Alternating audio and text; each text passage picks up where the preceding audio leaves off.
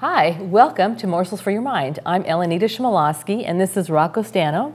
And Rocco is with Empire State Center for the Book. Yes, very good. Yes, the Empire State Center for the Book. Thank you so much for inviting us to be part of this preview. Yes, and the preview is part of INGRAM Content Group, and we will have 38 titles today, publishing from January through April. And I am fiction and nonfiction. All types of books. Yeah. So let me tell the people out there, and we have guests. We have guests. Yes. From New York Public and Brooklyn Public. We'd like to welcome you both here, all of you here, and the Center for the Book. You know, people say Empire State Center for the Book. What is that? So. You know, the Library of Congress has the National Center for the Book, and where we promote books, and so that's why it's great to be here.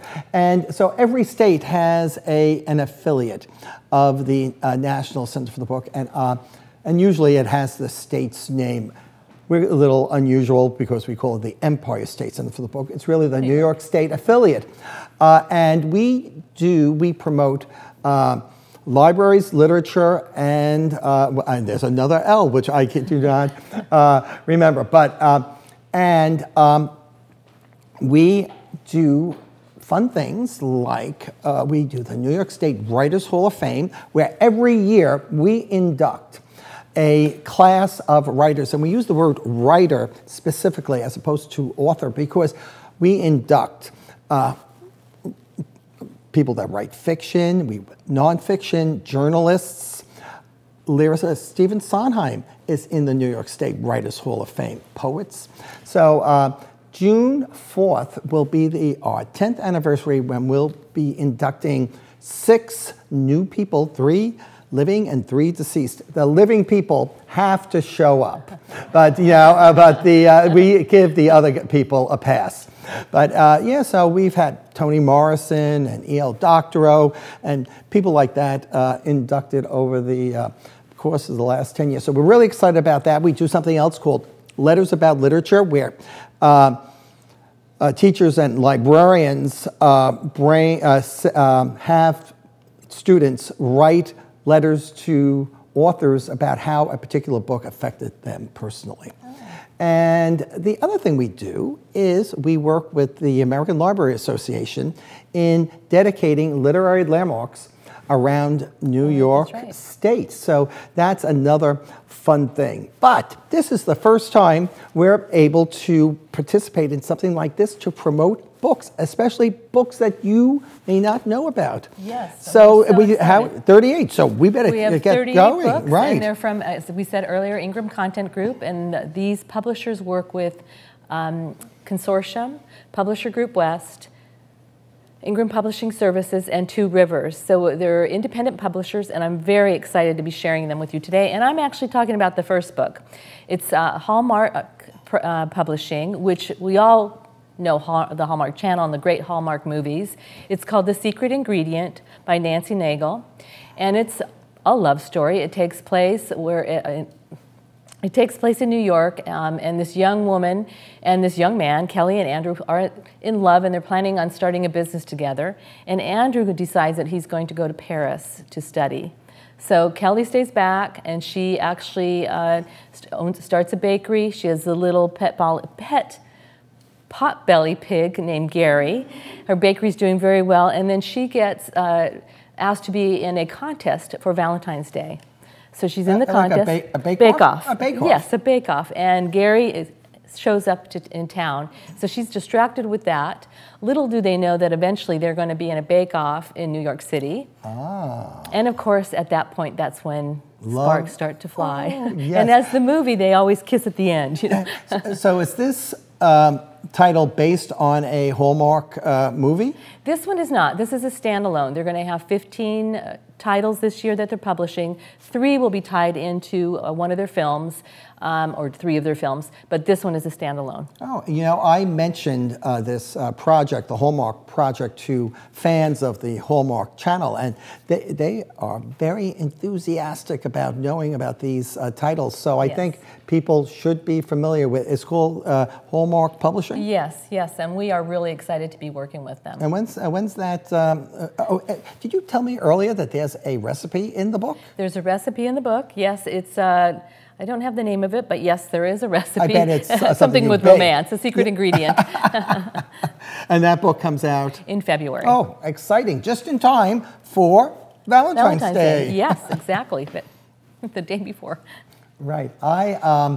My first book is from Abbeville Press. I love Abbeville. They always have such beautiful, beautiful books. And this book actually brought me down memory lane because it's the 70s, a photographic journey. And I came of age in the 70s. So I really enjoyed it, you know, seeing people like James Taylor and Warren Beatty and Bill Murray and Billie Jean King. They're all featured in this book. And it's, for booksellers, I think it would be a great book to promote for significant birthdays. Oh. Yes, you know, so, you know, if someone was born in the 70s, you know, this might be a good birthday gift. Yes, and I really enjoyed it.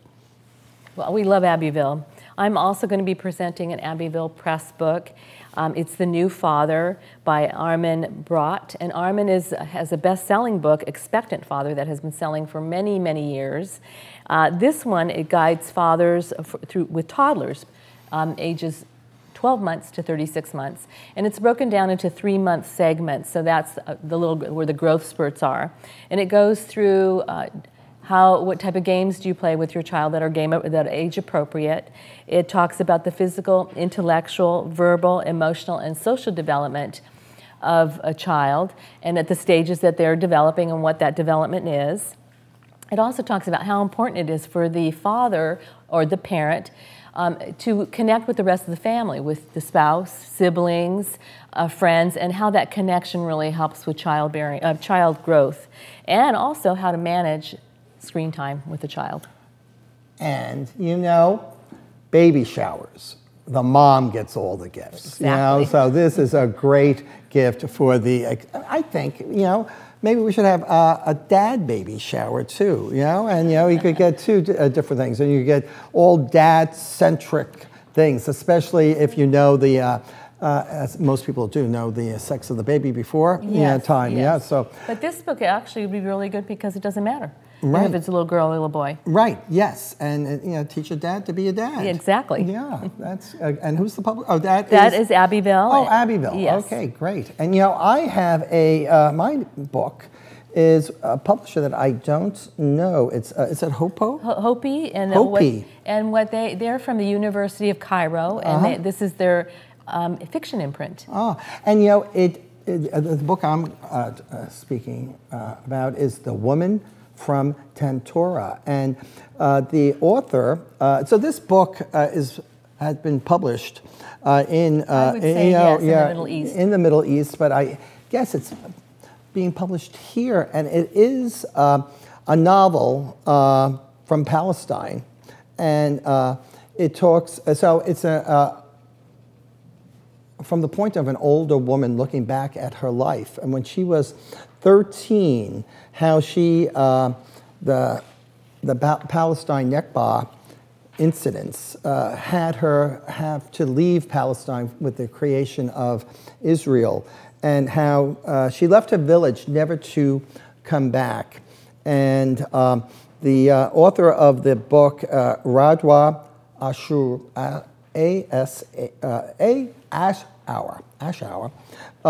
has passed away, but she was a voice of the Palestinians. She was an Egyptian writer, and it is a story about incidents that many people don't know about, and it's called The Woman from Tantora. We're really excited also to have the University of Cairo. They're bringing us some really interesting books. The next one is Ben Bella Books, and you might know Ben Bella from a very popular book of theirs, The China Study, which is one of the first really popular vegan books explaining what veganism, how it affects your body. This book is Superlative, The Biology of Extremes. Matthew LaPlante, and you should be able to see a cover right here. Matthew LaPlante is a journalist. He won in 2014, I'd never heard of this award before, but it's the Kavli Award. It's a top honors for science journalism. So he knows his stuff. And he's writing about the outliers of nature, big and small, and how, as we study these animals, how they can affect us scientifically. And an example is the ghost shark. They're one of the slowest animals, moving animals, yet they teach you about immunity. So it's something very different. There's also what's called the Mexican walking fish. It's a little gnome, and it's teaching us about regeneration. So there's just a lot of different things out there that we don't know about that he's researched and he's showing us in this book. And these books are actually my favorite type of books, because there's the type of book that you can sit down and just kind of read a chapter and learn something, which I find always very exciting. Well, that's one of the things I like about doing these previews, because I always learn something. And we have another library represented here. So what library are you from? Our library in Greenwich. Oh, in Old Greenwich. Old Greenwich. Yes. Welcome. Welcome. People have come from near and far to be in our audience today, and we're going to get you guys working later. So, so watch out, you know. And you know, there's so many different business books, you know, how to, you know, make it in the world of business, etc. But this book from Prestige Books is a real fun one. It's and here's the cover.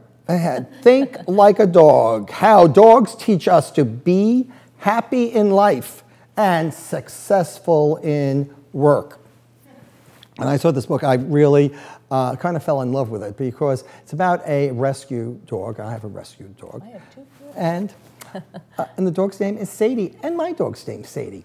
And I can say that my Sadie has taught me to be successful in life, but she does give me a lot of joy. But Scott McDonald, who's a CEO, who is the author of the book, has shared how his dog, Sadie, has helped him both in life and in business.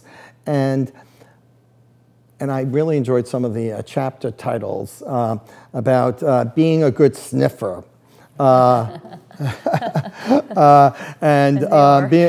Chasing cars, and being persistent. And so some of these, it's a very fun book, and there are so many dog books out there. But this, if you know a person who is starting their career, this is a great, and a dog lover, this is a great book, perhaps for graduation. That's a great idea, yes. So the next book I'm going to be talking about is from Diversion Books. It's a little bit more serious. It's called Dead in the Water, My 40-Year Search for My Brother's Killer. It's like a cold case. It is a cold case. Penny Farmer's brother, her older brother, had been murdered in the 70s. It took about 8 to 9 months before their family found out that he had been murdered and what had happened. But they didn't know who. But they had found a name of someone, Silas Dwayne Boston, and he was from Sacramento, California. And the murders actually happened in near Guatemala. So they go to the police are investigating this man, all of a sudden he disappears. And the case goes quiet. But this family is still, for years, obviously 40 years she finds out what happens, for years looking for him. And she and her mother are sitting together, and her mother says, I wonder what Chris would look like today.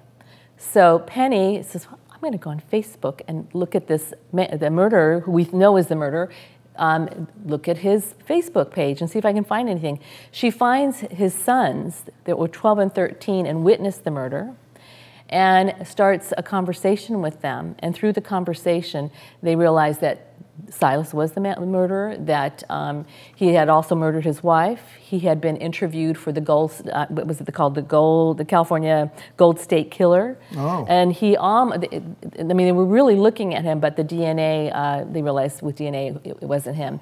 So they did discover the murderer and actually, to them, solved the case. So it was pretty amazing, and Facebook helped them find it. And we have a few titles here today that are great for people who love crime. And crime is very popular on TV with all those CSI shows, etc. Not giving anybody a plug, but I know a lot of people just love those. Yes, absolutely. Yeah. But back to business. We had the how dogs help us be successful, but we have another business title, don't we? We do. We have a business title from Harvard Business Review. It's 9 Lives About Work, and we actually have the author video. Oh, and are there 2 authors of this book? There are 2 authors of the book, but Marcus is the one that's going to be speaking on the video. Marcus Buckingham? Yes. Ah, great. Well, without further ado, you take it away, Marcus.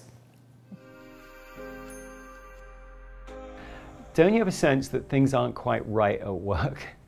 Don't you have a sense that an awful lot of what we do to help you express the best of yourself at work isn't really relevant to helping you do your best at work? Don't you even sort of have a sense that a lot of what we're doing is wrong in terms of the way we do performance reviews and the way we develop you and the way that we correct you and the way we think about your learning and your development and the way that we build teams and the way that we just organize ourselves? Don't you get a sense that work just hasn't, I'm not saying your team might not be great, because it might, but don't you have a sense that the way in which we actually do work isn't designed to help you express the best of yourself? Don't you get that sense?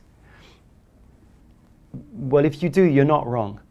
There's an awful lot of what we know for sure at work that just ain't so. An awful lot of what we do in terms of the way we select and train and develop and grow people that is not designed to help you give of your best.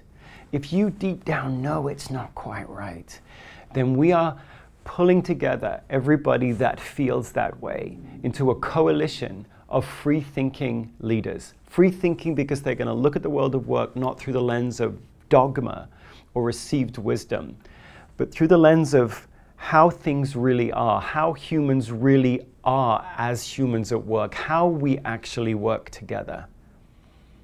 Let's look at the evidence. Let's be free-thinking. Let's pull the veil of lies from our eyes and see the world as it really is, and then see how we should work together. If that sounds at all like you, here are our precepts. If you listen to these and you go, yes, that's me, then come join this coalition. We're building a coalition of free-thinking leaders who stand for the truth that the power of human nature lies in the fact that each human's nature is unique and that work is a magnificent place to unleash that power. We stand against those organizations or leaders or practices or tools that carelessly or deliberately crush that uniqueness. Together we know this. We know that the crazy, wonderful, weird uniqueness of each individual is a mess worth engaging with, and that all good things come only from this. We know that left to their own devices, organizations operate as if their identity and their sanctity are more precious than the lives of the people within it, and we reject that. We know that emergent patterns are always wiser than received wisdom. We put our faith in evidence over dogma, because there's no dogma in science. We know that the only way to make the world better tomorrow is to have the courage and the wit to face up to how it really is today, because the brave only build on truth. And finally, we know that that's not how we do it here, is the spur to keep doing it, only more so and faster and better and with more people, because only challenges really make change. If you listen to that and you go, yeah, I know that too, I know all those things too, then come join this coalition. We can together make change. We can together make work a better place for each one of us to discover what is unique about ourselves and then contribute it to the rest of the world.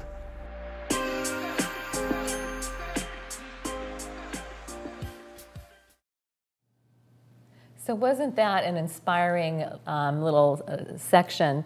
The 9 lives are the big lies that Marcus tells us about throughout the book. And I'm really excited about it. We love Harvard Business Review, and I think it's going to be a really great book. It's coming out in April. April. Yeah, just in time for tax time. Yes. Well, you know, we jumped right into this, and we forgot to mention for people viewing that there is a list of all 38 titles that people can find on both the Ingram iPage. If you yes, and also it will be available on the Center for the Book website, the Empire State Center for the Book website, and that very easy. It's empirestatebook.org, O-R-G. There's lots of great stuff on that website, and if you're watching and you're a person that's into Twitter, please tweet about some of your favorite books that you hear about today. You could tag at Empire State Book and at Daily Pretzel. Daily Pretzel. What is Daily Pretzel? Daily Pretzel is a blog and a Twitter handle that I created because I felt like it was kind of fun to send a message or talk about a book every day or once a week, twice a week, but I thought of it as a snack. So it's not like you're going to devour the whole book, but it's a little bit of a snack. And what is better than a pretzel for a snack? A chocolate-covered pretzel. Oh, well, okay. Or an apple, but that was already taken. So it's at Daily Pretzel. So I'm going to talk about the next book. It's the New Press as the publisher. They normally publish books about social issues, but this one does happen to be fiction, and it's short stories. It's Minutes of Glory and Other Stories by Gugai Watiango. You did a great job. I hope so. With a name like Chmilowski, I don't want to slaughter his name. But this is a great story, and a little bit about the author. He is a National Book Critics Circle Award winner. He was nominated for the Man Booker Award, and often it's mentioned that he would be a good winner for the Nobel Nobel Prize for Laureate for Literature. I have a lot of prizes in my mind here. This book has 2 brand new stories that have never been published before, and then the beloved story, Minutes of Glory. And Minutes of Glory is about a waitress, Beatrice, that has big dreams. And these dreams lead her into some witty circumstances and also some heartbreaking adventures. All the stories take place in Africa and mainly Kenya. Well, I have another book from a New Press, and this one is about a social issue. You know, it's been 20, yes, I keep forgetting the cover's right there. It's been 20 years since Columbine, and Igor Volsky is an advocate, an outspoken advocate for gun control. So his book, Guns Down, the subtitle says it all. How to Defeat the NRA and Build a Safer Future with Fewer Guns. So the author outlines a new Second Amendment compact developed with policy experts from around the country, which includes bold reforms that have succeeded in reducing gun violence worldwide. You know, people, when I speak to people from around the world, they always cannot believe all the shootings that happen here in the U.S. And so this is a social issue, and I think we may have another book about gun control later on. Yes, right, yeah. And you know, there are people like Deborah Messing, Alan Cummings, who all lend their names to this particular book. Yes, control, right, yes.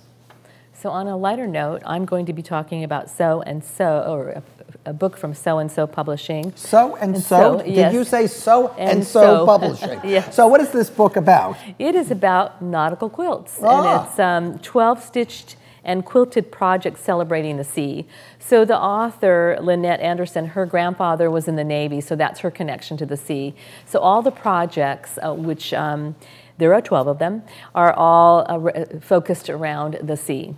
There's large and small projects, and there's step-by-step instructions with beautiful illustrations throughout. So you can create a full-size quilt, a pillow, a bag, a needlework roll, and a wall hanging. So there's some fun projects there. And there's a quilt with navy flag blocks.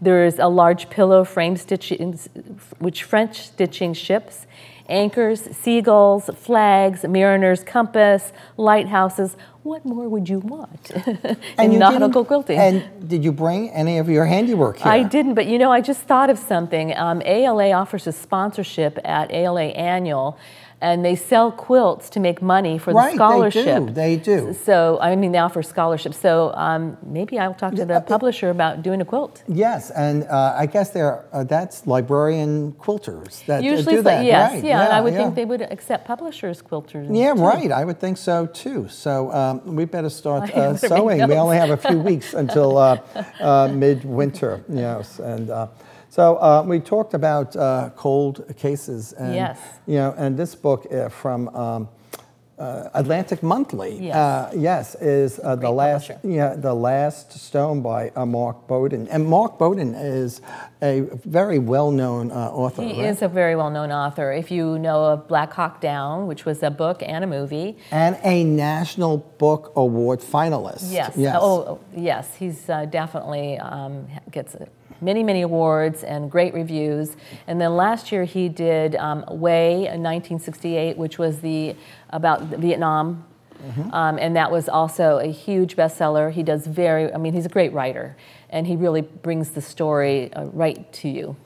Right, and so the last stone I may have mentioned is a cold case story. And when he was a 23-year-old journalist in Baltimore, he covered the Lyon sisters who disappeared and were murdered. And 20 years later, he comes back and is involved in following the interrogation and the solving of the murder. I should say that the subtitle is the book is called The Last Stone, a masterpiece of criminal interrogation. So for you crime guys out there, you know, The Last Stone by Mark Bowden. Yeah, and as they were interrogating the person that they suspected, they were able to kind of, like an onion, peel away the lies and kind of hone in on the actual murder and pinpoint the person. So this is another Grove book. This is The Parisian by Isabella Hammond. She will be at ALA Midwinter in Seattle. This is her first book. It's a historical novel. She was a 2018 Plimpton Prize winner for fiction. This book is 576 pages for her very first book. And it begins in Palestine. Midhat Kamal, a son of a very wealthy textile merchant, lives in Ottoman Palestine. He's a dreamer, he's a romantic, and in 1914 he goes to France to study medicine. Well, of course he falls in love with the country, with the people, with the food, and then when he's done with school, he's going to return back to Palestine. But when he returns, it's under British rule. So there's a lot of nationalistic favor going on, a lot of upheaval. But it's a wonderful story about that country, about people moving from France to Palestine.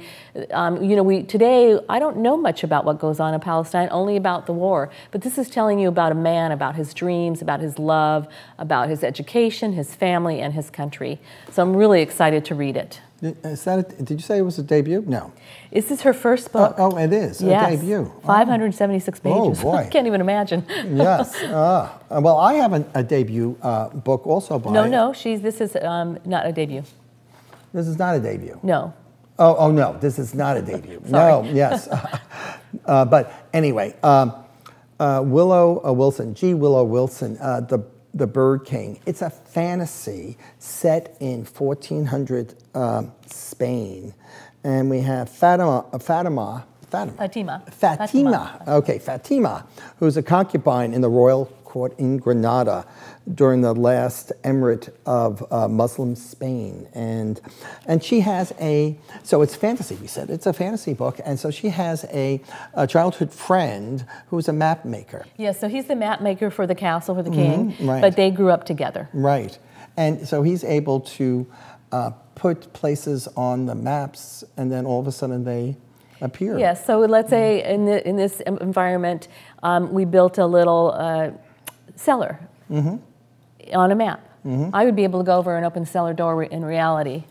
That's how magical he was. But on top of all of this, there's a gin, and so a gin is not not your drink. Gin. J-I-N-N. Yeah, J-I-N-N, and it is which I learned is a playful, like a genie, a mischievous genie. So yeah, for you fantasy lovers, it's the Bird Song, and that's coming out. Bird King. I'm sorry, the Bird King. And she will be at ALA. And she will be at ALA. And she's written A Leaf the Unseen. If you haven't read that, that's a wonderful book also. And then she's an author of The Miss Marvel.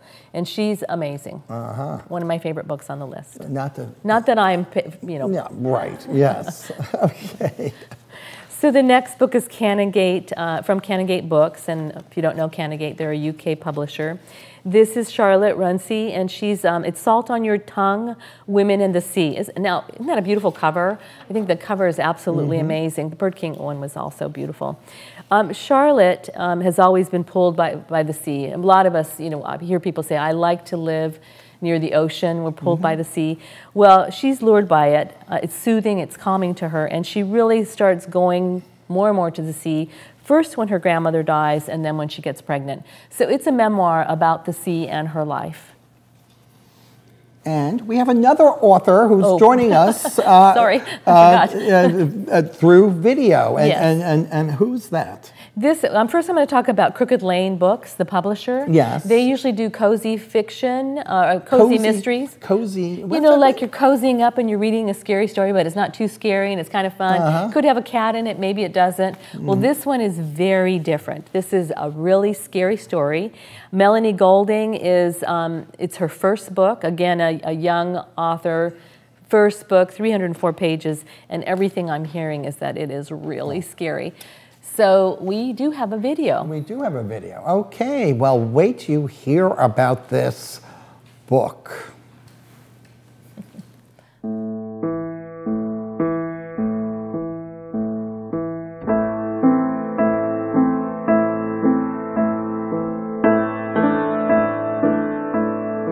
Come away, O human child, to the waters and the wild, with a fairy hand in hand, for the world's more full of weeping than you can understand.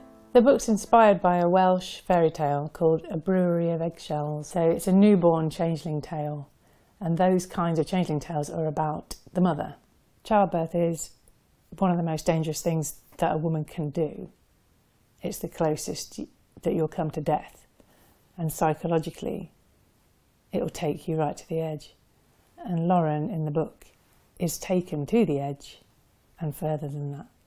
So in a time before modern understanding of psychiatry, there still would have been postpartum psychosis, but nobody would have known what it was. I think the fear that you have as a new mother is really profound. My book takes it to another level, and that's what the folktale does as well. It's like a warning. Do not leave your baby alone, or something bad will happen.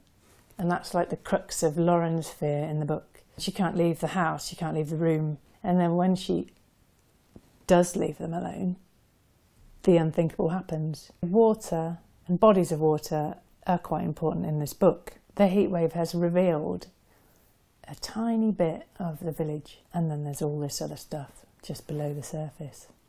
So she believes that her boys have been taken away and they're underwater with this creepy woman, which is a very frightening thing to believe. But of course, when she vocalises that, everybody thinks she's mad. Her husband, the doctors, the police. Harper, who's investigating the case, is the only person who even has any inkling that she might be telling the truth. People always try and explain things scientifically, but there are other ways of looking at it. For centuries, people have believed in magic, and people still do. They just don't talk about it. It's an ancient story come to life in the present day. I'm Melanie Golding, and this is my debut novel, Little Darlings. If you're too scared, you can close the book.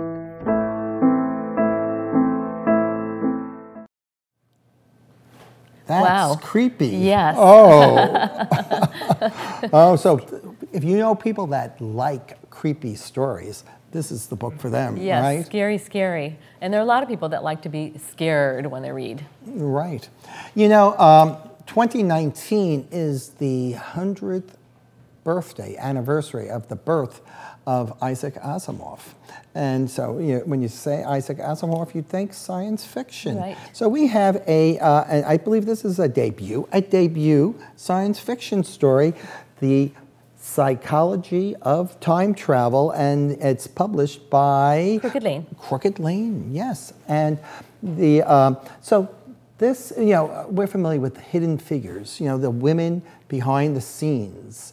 That that was NASA, and so. But this story is it's not only science fiction, but it's also a murder mystery too. Yes, and so it's about in 1967, these 4 women worked to build the first time machine. Yes. Yes, and then fast forward to today, and one of the women's granddaughters receives a message, and it was about a murder. Yes. And she wasn't really sure if it was her grandmother who was murdered, or was her would be murdered. Yeah, who would be murdered, or was her grandmother going to be the murderer? So so for people that enjoy both science fiction and murder mysteries, this is the book for them. Yes, there's a lot of intrigue. Lots. And a lot of fun ideas about time travel. Yes, and the other fun thing is on their website, they have a quick quiz that will determine your success as a time traveler. So go to the publisher's website. Mental stability if you can time travel. Right, yes. Go to their website and take the quiz and see if you're ready for time travel. If you had to go back or forward in time, is there a particular, would you go back, where would you go back to? Oh, I don't know. Probably when I was 5 or 6. Yeah, I was thinking the same thing. I would like to go back to my childhood, yes. Or maybe like right before I was born. And, and in the book, you can't go back any time before you were born. Oh, okay. Which is a very interesting premise as well. Ah, okay, yes. So, but anyway, and I don't want to go anywhere in the future. I'd rather just stay right here. Right. So the next book is by Greystone Books. It is called The Secret Wisdom of Nature. Many of you may know about The Hidden Life of Trees, which was published in 2016. And my arborist loved that book. It's a great book. It really is. If you haven't read it, you should read it. If you love nature and really believe in the connectivity of nature, the trees kind of talk to each other and take care of each other. They take care of each other, yes. And then the second book was Inner Life of Animals. So Peter Wolben has written now The Secret Wisdom of Nature, where he kind of ties in the 2 different books, but he asks questions like, how do different plants, or how does nature, how do they influence each other? Do life forms communicate across species boundaries, which is kind of an interesting question. And he takes us through an introduction through science and through his decades of working in the forestry. And I'm really excited about this book because the last 2 were just amazing. So I think it's just going to take us into that next realm.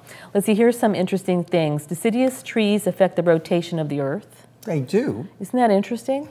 Who knew? Yes. And cranes can sabotage the production of Iranian ham. Iberian ham. Iranian. Well, Iberian, yeah, I know. It's ham. Yeah, right. Okay. And conifers, forests can make it rain. So we know about the rain because when we hear about the rainforest being cut down, we know it's affecting the environment. But about rotation, so these are a few things that he touches on. Well, the next book I'm talking about is from Heyday? Heyday. Heyday Publishing. So, Yes. and where are they based? Do you know? I think they're based in San Francisco. Doesn't it sound like a San Francisco and you know publisher? what? It is because the book actually takes place, the book, How a Mountain Was Made, is set in Sonoma Mountains. And it's a Native American, 16 Native American stories that are interwoven through two voices. One is mother question, no, question woman and answer woman. Yes, so it is a interconnected. Like Indian spirits. Yes, like spirits, and 16 interconnected stories, How a Mountain Was Made. And the next book I'm going to talk about is Hub City Press, The Magnetic Girl, and this is a novel by Jessica Handler. It's her first fiction book. She's written non-fiction essays. She's been on NPR, Newsweek, Washington Post essays have been there, and she won a 2009 for her memoir in a best of in the state of Georgia. Mm-hmm. The book takes place in 1883. The main character is Lulu Hurst, and she goes into her father's, I guess it would be a library, and she goes to his bookcase and she takes out a book. And in this book it talks about the magnetic energy that we have. So she starts practicing it, and she begins to captivate her friends. And what that means is by her thinking, she can start influencing their actions and their thoughts. Little bits at a time, not completely. Her dream is to help her brother. He's ill and she's been taking care of him, and she wants to be able to help him so that he can be on his own and she won't need to be around all the time. But her father has different ideas. He takes her up and down the eastern seaboard, like a vaudeville show almost, or like a magic show, where she, through her mind, can actually lift a person out of their chair and throw them up against the wall. So he's using this as a way of making money. But still she goes back to the book and continues to study and realizes that her father has some other ulterior motives from the book and still is working on helping her brother. So it's an interesting premise, and it's also at a time when electricity was just coming around. So people looked at electricity as kind of a spiritual or negative thing. Yeah, right. And it's actually considered a historical fiction. Isn't that interesting? Yes. So I'm hoping there's a lot of history in there. Right, yes. And we all have like our travel bucket list. Do you have a place that's on your bucket list? Oh, yes. I want to go to Poland. And okay. Yes. And our guests, anyone have a travel place you'd like to go to? I'd like to go to Poland next month. Poland? Oh, Oh, okay. relatives there. Maybe we should go together. Oh, okay. Yeah. Anyone else? Okay. Yes? I'd love to go to Scotland again. Scotland, yes. Terrific. Well, I would like to go. Wait. Where do you want to sorry. go? Botswana. Ooh. Okay. Now, so because you like to visit these places, do you tend to find yourself reading books that are set in these places? Absolutely. Yeah. So, and our next book, and my place is Australia. And we were just watching some tennis that was taking place from Australia. And we were just talking about maybe a trip next January to Australia because it's warm in January in Australia, I've been told. Yes, but The Lost Flowers of Alice Hart. And that's by... House of Anansi.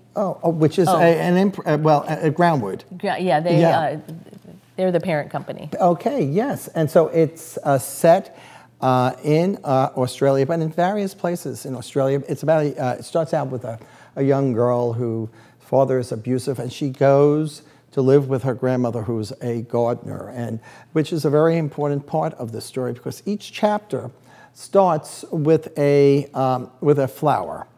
And then there's a story behind each of the flowers. Yeah, so if there's a flower that represents love, that chapter will have love in it. And it takes place in the seaboard where she's a child. Right. Then she goes inland where her grandmother has this business where they grow flowers. And then it's like a crater area. And then she moves to the crater area. Right. So you really And follow the desert, her through right, it. yes. And it's like over a 20-year... Yes, you watch her grow up. Right, yeah. yes. So, and you get also a taste of Australia, countryside, yes. And so that's the Lost... another one of my favorite books. Oh, The Lost Flowers. And she's going to be at ALA. Okay. And, who's she? Holly Ringland is who's going to be at ALA. Is she coming all the way from Australia? Is she Australian? I think she's living in Canada, is what I think. Okay. But that's a good question. I'm not sure where she lives. Okay, well, if we see her at ALA, I'm going to be sure to ask her. Yes. So the next book is from Apollo Publishers, and this is for Allison, The Murder of a Young Journalist and a Father's Fight for Gun Safety. And this is another social issues of violence in society. That's another gun safety. Yes. So Allison was a reporter on CBS, one of the affiliate stations. It was August 26, 2015. She was interviewing someone on camera, and a disgruntled employee came in and shot her and the cameraman and the person she was interviewing. Allison and the cameraman were both killed, died instantly. Right. So this is her father's story that he hears about it. He's trying to get in touch with her. He's calling her cell phone. He doesn't know what's happened. He doesn't know if she's just been injured. And so it's the first few days of finding her and figuring out what's going on. And then it's the story after that of really being involved in the gun advocacy and how important that is and why, I mean, what his feeling is. So it's a very riveting story and very important. And he will be publicized, he will be out and about starting when the book is published in March. Right. On the media. In March, okay, yes. So, you know, when I consult with various medical professionals, they always say the same thing, that you have to stay hydrated and drink more water because, or water. Water, my New York water and your LA water. Yes, and so I want to thank, is it Dovetail Books and especially Tori Holmes for their book, which is Beauty Water. Rejuvenate, heal, and beautify through everyday hydration. So the book contains 52, one for each week, 52 recipes for water-based drinks that improve vitality, support longevity, and aid our body's natural recovery mechanism. So, all of you, grab your glass of water and have a sip. Here's to you, Tori. Thank you. Now we're going to live longer. Yes. So speaking of travel, I'm doing Fodor's Travel, the complete guide to the national parks of the West. So if you haven't been to Yosemite, or if you haven't been to it, it's beautiful, isn't it? Mm-hmm. This is a great book to give you ideas of the visual highlights, the color palette, color photos, what are the best places to go, to eat. They have an area where you can rent cabins, you can travel back and forth, you can go in the winter and you can actually go from cabin to cabin on a horse-led sled and stay in different spots. So it's really a fully informative book about traveling through Yosemite. But we also have not only Fodor's, we have Frommer's, Rough Guides, Insight, Travel's Tales, Time Out, Unofficial Guides. So we have, and that's just naming a few. We have a lot of travel books. So if you want, you don't always have to have just one book. You can have 2 or 3 books that are going to help you find out exactly what you want to do. And they also have a lot of online, you can go online and check things out. Like Frommer's, you can look and see what the best hotels are, what the best deals. So they really help you in figuring out and planning your trip. So they must have one on Australia. I think they have one on Poland. I think they have one on Australia. Right. I think they have one on Scotland. And I think they have one for you as well. Well, little test, you know. So this would be good for our audience. Yeah, for our audience. So does anyone know what FOMO means? FOMO. Okay, well, millennials would know what FOMO is. Fear of missing out. Yes, the fear of missing out. And that's why they're here today, because they did not want FOMO. They said, let's go to this live stream and learn about these books, because they did not want to miss out. But there's another. It's JOMO, J-O-M-O. Anyone know what JOMO means?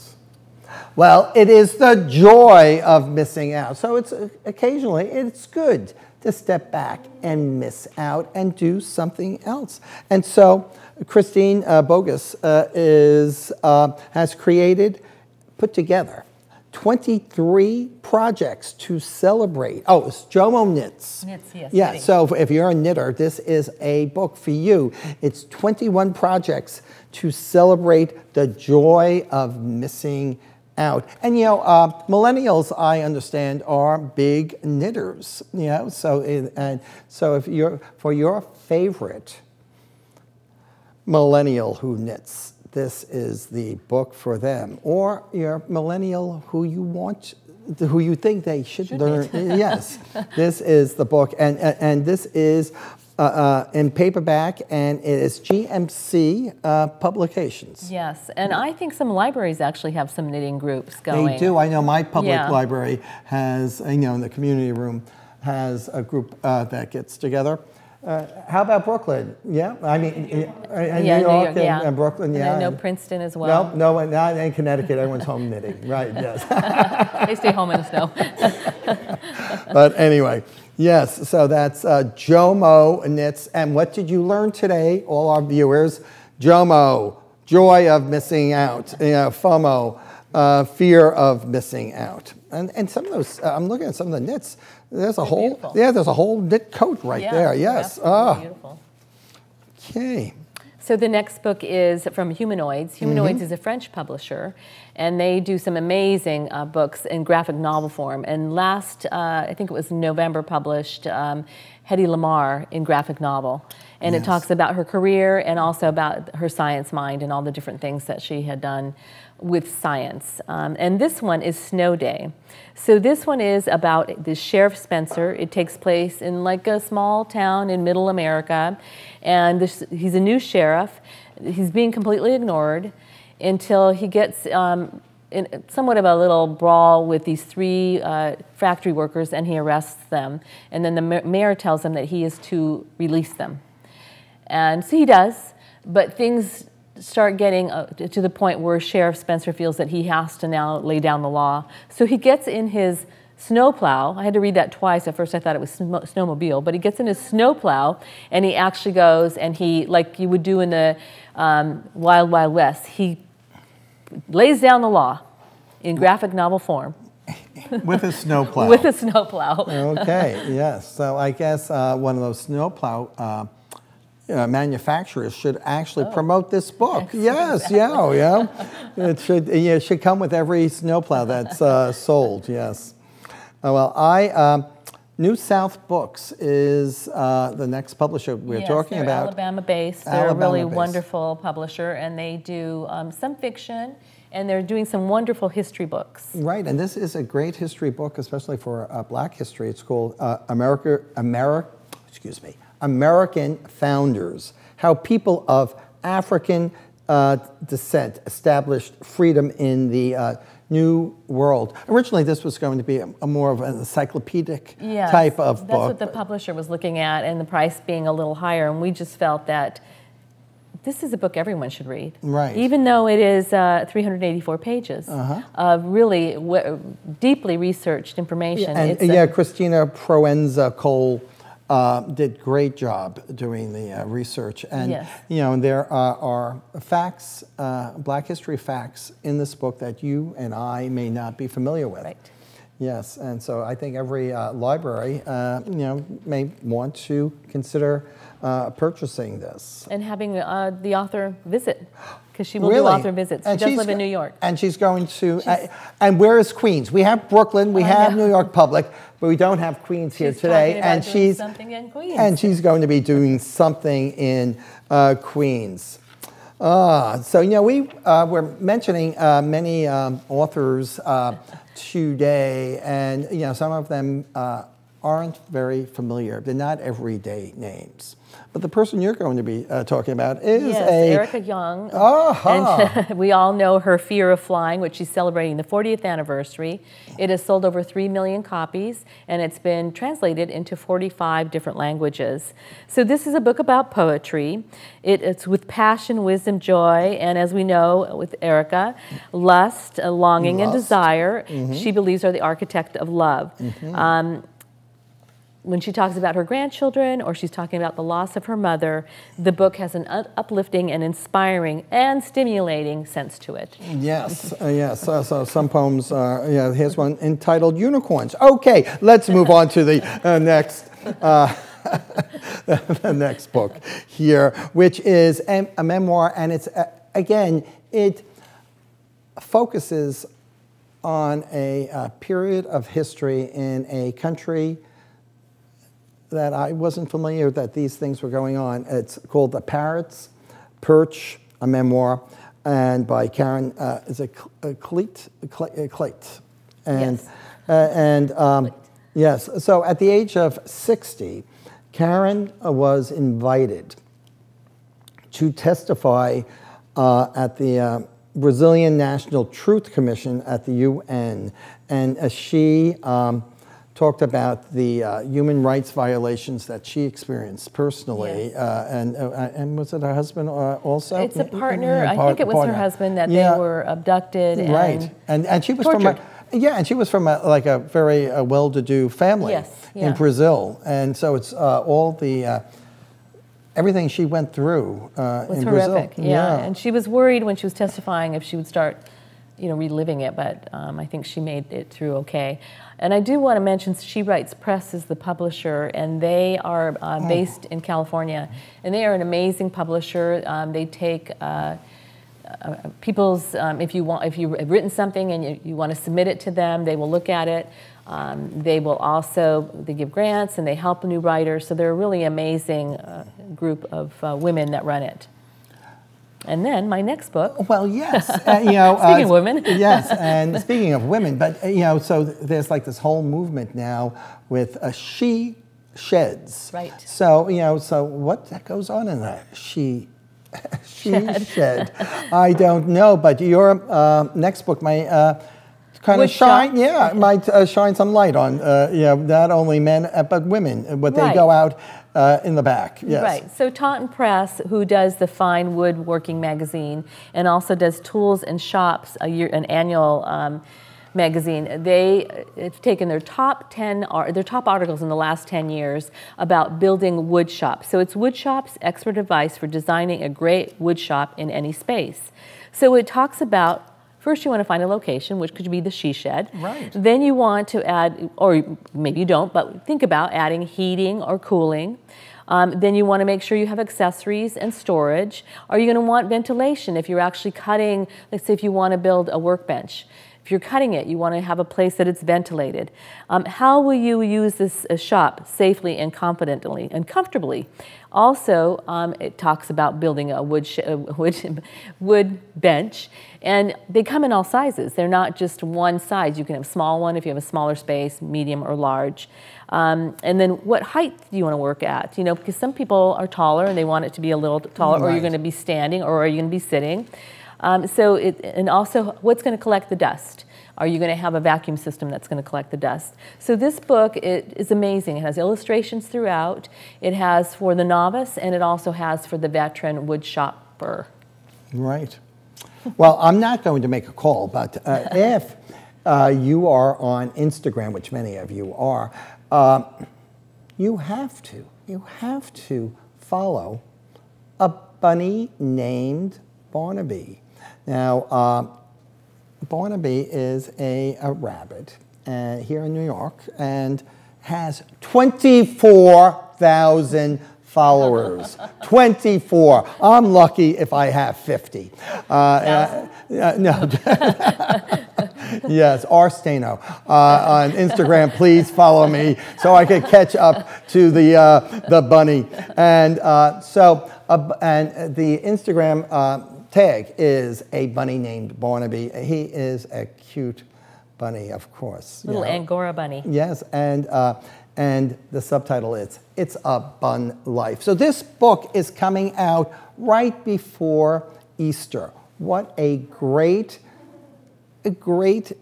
gift to stick in an Easter basket. And if all 24,000 followers bought the book, it would be a bestseller. It would, right? Yes. It's instantly. Right, yes. And so Turner Books and a bunny named Barnaby, and it's it's co-written by Nicholas McGinn and Katya Russell.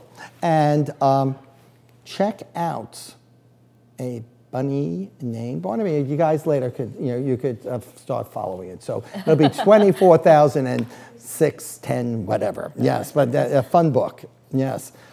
Internet sensations. Right, we're trying to be an internet sensation here with our live stream. Yeah, so hopefully, we won't have 24,000, but we will have a lot. Yes, yes, yes, and then all hopefully those bunny fans. all those bunny. Yes, we should have told. Oh my gosh. Why didn't we think of actually contacting? Or posting the book on the We should have Instagram contacted a bunny named Barnaby to say, hey, push this out on your social media channel, you 24,000 people. Barnaby is going to be featured on today's live stream. Next time. Next time. Yes. So the next book is from And Other Stories. It's called Something Like Breathing by Angela Redmond. And she has written poetry and short stories, but this is her first novel. It's the story of this young girl, Laurie, who in 1950, her parents moved to a small island in Scotland where her grandfather has a whiskey distillery. Did you say Scotland? I did. Yes. Scotland. Yes. A book for you. Yes. Yes. A small island in Scotland. Yes. Whiskey. Whiskey Scotch distillery. Whiskey. Yes. Ah. Yes. Yes, so she's not really interested in the whiskey, let's hope. But she meets this young girl, Sylvia. It's one of her first friends. And Sylvia is extremely shy and kind of odd. And so that you get to see the town through the eyes of these two girls, and you find out that Sylvia, she's shy because her mother's really hard on her, but also there's almost borderline abuse, where Laurie is very personable and very outgoing. And you see this, the people of this small Scottish island come into focus through the eyes of these two girls. It has secret love affairs, deep-seated regrets, and yearning for comfort. Doesn't that sound Scottish? Yearning for comfort. Yearning for I'm not drinking scotch, but we have to actually just mention like the weird thing when we met to talk about these books. And we're actually talking about this book, and lo and behold, where are you going with this? I get yes. My phone bings, and it's my friend from Scotland who is sending me a holiday picture, and I'm going, "Ooh, is this eerie?" Right? Yes. Yes. And you hadn't heard from her in a couple years or a long time. Yes. Right. So that was crazy. And speaking of crazy, but interesting crazy. Yeah, Savage Conversations. Yeah, crazy. Yes, it's from Coffee House, San Francisco. Yes, San Francisco-based publisher. So, and well, I enjoy history, and people, when we talk about Lincoln, historians debate that if Lincoln weren't assassinated, his place in history, presidential history, would be much lower than it actually is today. And some people may know, and others may not, that Mary Todd Lincoln actually, after Lincoln's assassination, was addicted to opiates and was put on trial for sanity trial. And one of the things that she said was that this Indian would come to her at night and attack her, or but I did not know that Lincoln was responsible for hanging 38 Dakota Native Americans.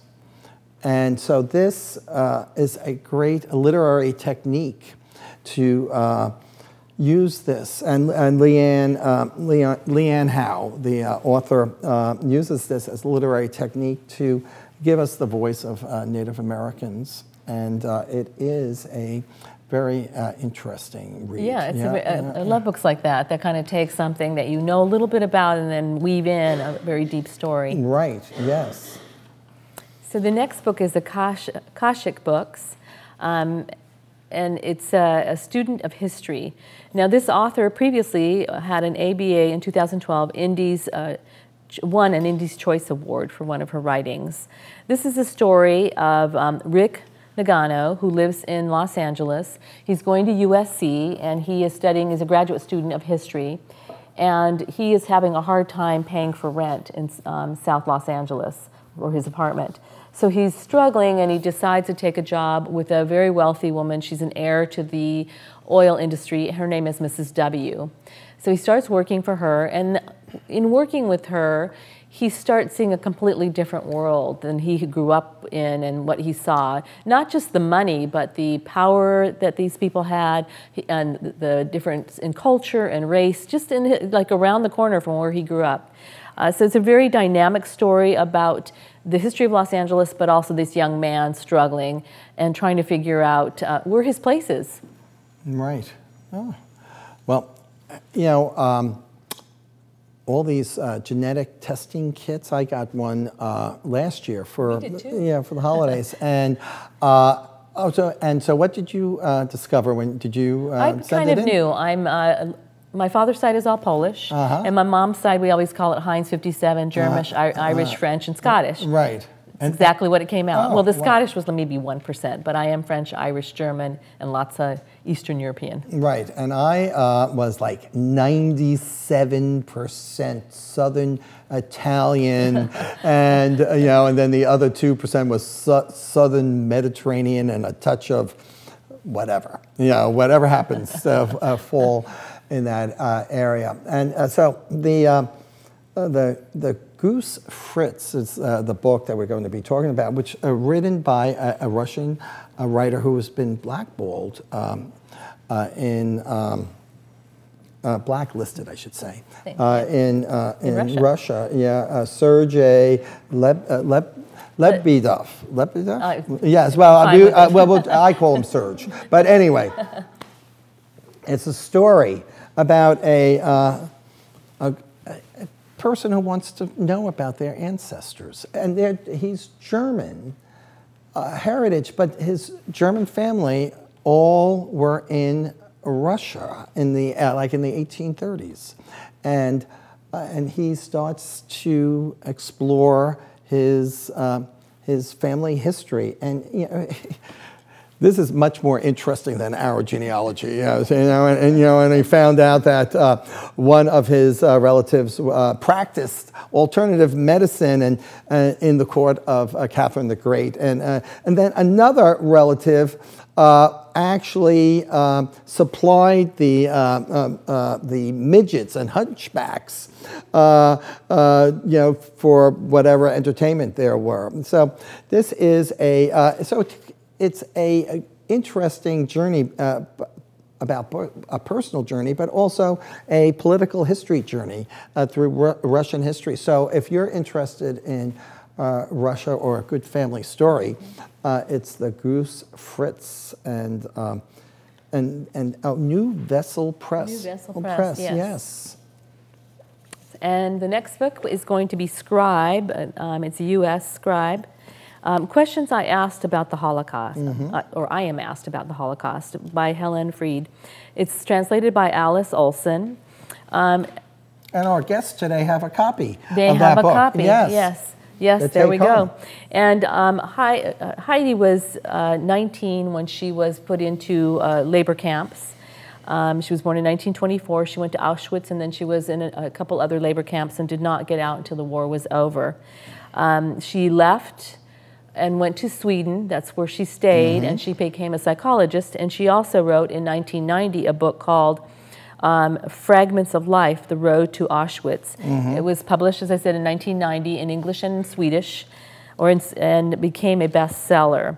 So what this book is, through the years, she has been asked questions about the Holocaust, and some of the questions she's been asked over and over again. And these are questions that mainly young kids have asked her.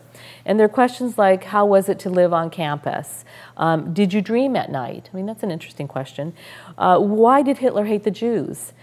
Do you see yourself in today's refugees? Were you always hungry?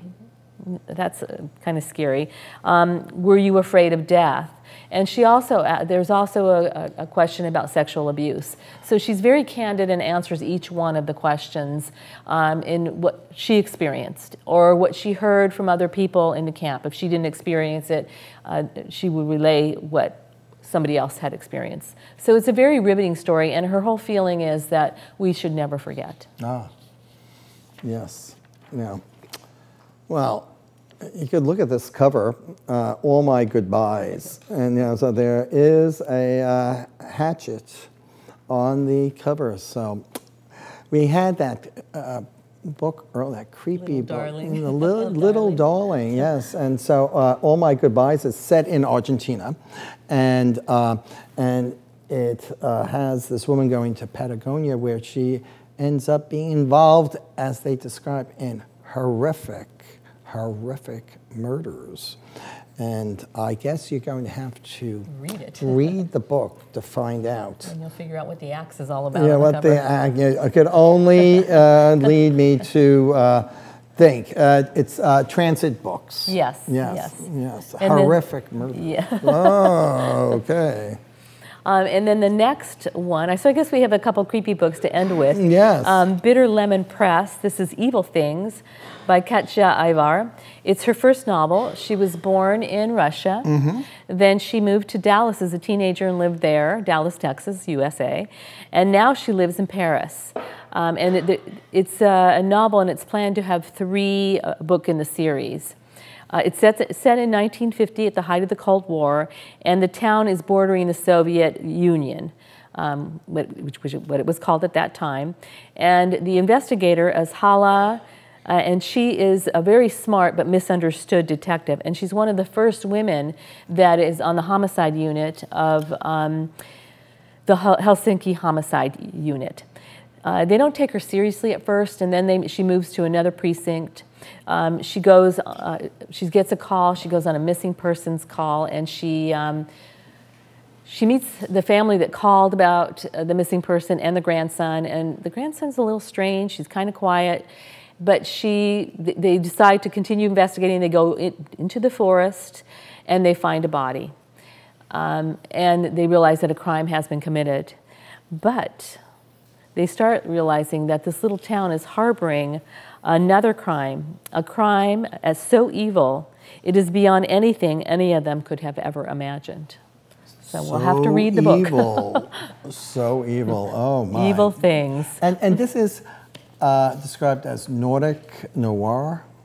Oh, that's what you were saying the other day. Yes, Yes. I think that's a good name for it. Yes, I found that very interesting. Yes. So was that our 38th book? That was her 38th book. Oh, my. And so I know that I definitely want Think Like a Dog. Yeah. So, and so I'm just, is there any particular title from our audience that they like? If you tell us, we may be able, we have connections, we may be able to get you that book when it comes out, if not the ARC. Right. Yes. So is there anyone that kind of jumped out at you? There's so many. Little Darlings and questions well, yes. that they got that. Yes. Well, this is terrific. We'd like to thank them. Yes? The Parisian. The yes, Parisian. that's good. We're excited about that. 500 and... Yes. And will you be at ALA?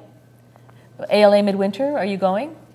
No. No? Okay, well, I'll see about getting you a copy. Right. Beforehand. Yeah. Oh, yeah, Oh, that's yes. riveting. And Mark BOWDEN. Yes, absolutely. Right. Yes. Oh. Well, I'm sure many of you out there have a title. And if you tweet that title and tag Daily Pretzel, Daily Pretzel, we'd love to see which titles really generated interest. Yeah. Right. And so remember, follow Daily Pretzel at Daily Pretzel. Follow at Empire State Book on Twitter. Go. We're also on Facebook. Like us on Facebook. We need to get up to 23,000, 24,000. Yes. We have to meet Barnaby, and also on the website the website EmpireStateBook.org. The list will be there, and it will be on iPage. Yes. For those of you that buy from Ingram. Yes. And it makes it much easier. You just kind of check all these titles, and you can say, okay, just... Wonderful books. It's very exciting. Yes. And well, thank you for having me. This was so much fun. I'm glad you were here. Yes. And so I guess... we're done. No, well, no. We have to pick up a book and read. That's right. Yes. That's right. Yeah, well, thanks.